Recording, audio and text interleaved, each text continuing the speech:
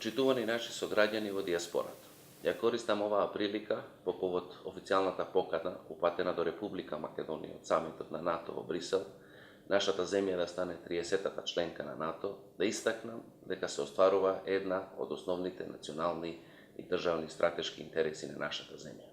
Се остварува сонот на многу генерации.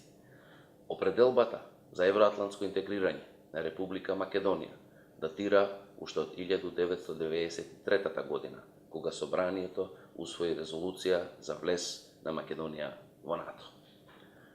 Прифаќајќи ја потребата од интензивни и суштински демократски реформи, како и фактот дека членството во НАТО представува недвојбена заложба за споделување на демократските вредности, цврсто бевме решени да ја реафирмираме меѓународната позиција на Република Македонија, да ги обновиме институциите и да се вратиме на основните демократски вредности засновано на добро управување и владење на правото. Сигурни во нашата иднина, со членството во НАТО и во ЕУ, јасно ја покажуваме нашата определба како држава за спроведување на темелни реформи внатре во државата, како и спроведување на конструктивна и одговорна надворешна политика. Несомнено, ова е заеднички успех на сите граѓани на Република Македонија и на сите вас кои живеете и творите во диаспората. Голем дел од вас одигравте важна улога во целиот овој историски процес и успех. Ја одигра и нашата диаспора во целиот свет, воспоставувајќи мостови за соработка со сите земји пријатели на Република Македонија.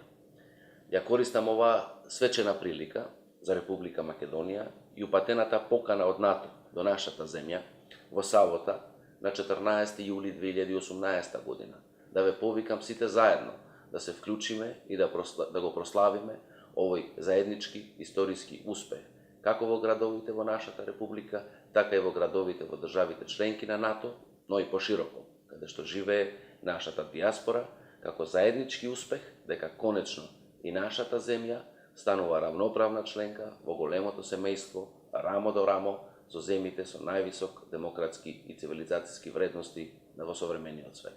Македонија избира иднина. Македонија оди напред.